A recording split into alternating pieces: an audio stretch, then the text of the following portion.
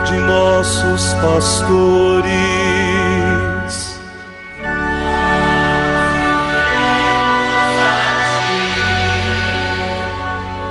Professando todos uma só fé,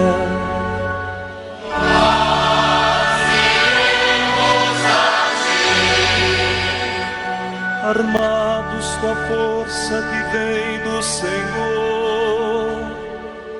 nós iremos a ti, sob o impulso do Espírito Santo. E nesta quarta-feira da segunda semana do tempo comum, meu irmão, minha irmã, a igreja nos traz uma palavra da tradição.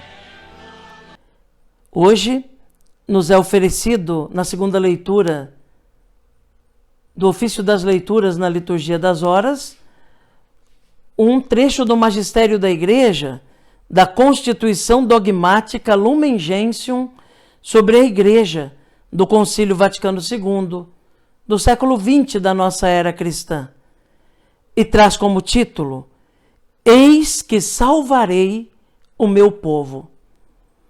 Ouçamos então atentamente esta palavra da igreja, que é catequese, instrução para a nossa vida de fé. O Pai Eterno criou todo o universo por totalmente livre e secreto desígnio de sua sabedoria e bondade. Decretou elevar os homens à participação da vida divina.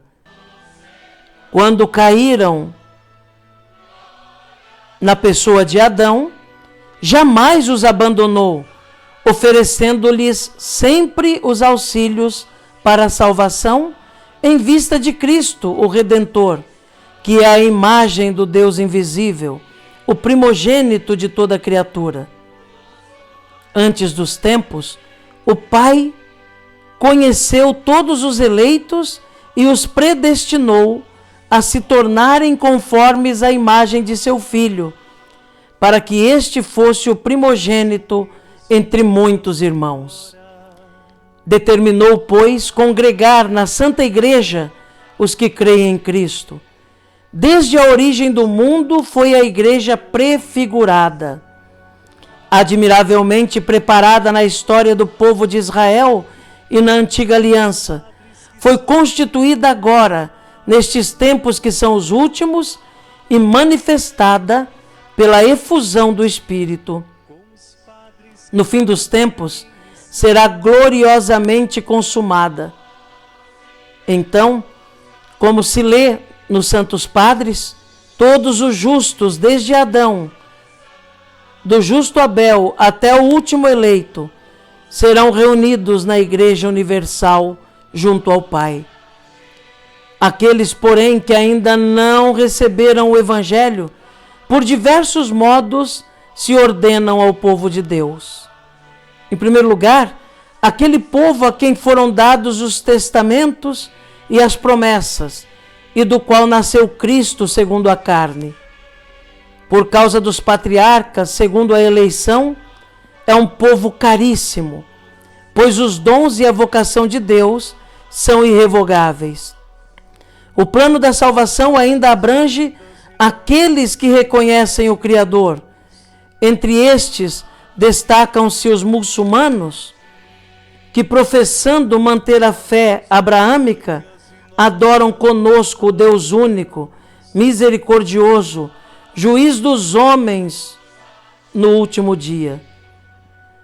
Deus também não está longe de outros homens que procuram o Deus desconhecido em sombras e imagens, porque é Ele quem dá a todos a vida, a respiração e tudo mais. O Salvador quer que todos os homens se salvem. Portanto, os que sem culpa ignoram o Evangelho de Cristo e sua Igreja, mas buscam a Deus com o coração sincero, tentando, sob o influxo da graça, cumprir por obras a sua vontade conhecida, através dos ditames da consciência, podem conseguir a salvação eterna.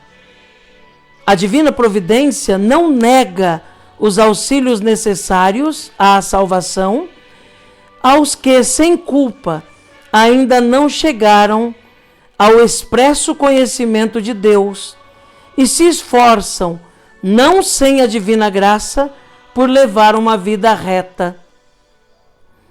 A Igreja julga tudo quanto de bom e de verdadeiro neles se encontra, como uma preparação evangélica dada por aquele que ilumina todo homem, para que, enfim, tenham a vida. Amém. Meu irmão, minha irmã, nesta quarta-feira da segunda semana do Tempo Comum, ouvimos esse texto da Constituição Dogmática Lumen Gentium do Concílio Vaticano II, que fala sobre a Igreja. Aliás, esse texto que nós ouvimos mostra a Igreja como o povo de Deus. A Igreja que está no coração da Trindade desde toda a eternidade. A Igreja que foi querida por Deus desde toda a eternidade. E que apareceu, fundada por Cristo, na terra. A Igreja que é feita de homens, a Igreja que é feita de pessoas concretas, homens, mulheres, pecadores e pecadoras, mas que é congregada em Cristo para viver o mistério da salvação já neste mundo e de modo pleno na eternidade. Uma coisa muito bonita que traz essa Constituição Lumen Gentium, neste trecho que nós acabamos de ouvir, é como Deus ama a humanidade a ponto de querer congregá-la num único povo.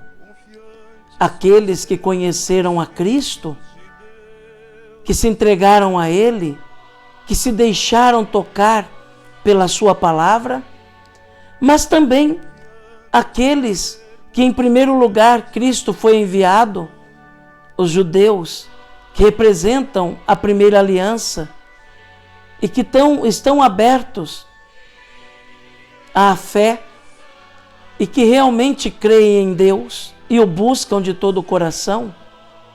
O texto que ouvimos fala também dos muçulmanos que creem no Deus único, ainda que não tenham aderido à fé cristã, mas têm a liberdade de alma e também a capacidade de buscar a verdade do Deus único.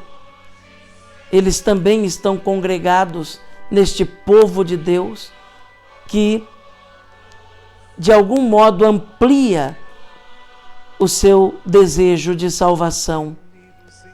E também aqueles que não tiveram a oportunidade de conhecer a Deus, mas que vivem o amor verdadeiro, que vivem a caridade verdadeira, que se entregam à verdadeira capacidade de amar e de ser misericordiosos, e que vivem como Cristo, ainda que não o tenham conhecido. A verdade é que esse texto nos deixa muito claro que, no fim das contas, é sempre Jesus quem salva. Não existe salvação fora dele. É Ele quem realiza o verdadeiro dom, a verdadeira graça da salvação. Para aqueles que o conhecem e aderem ao seu projeto, é Ele quem salvará.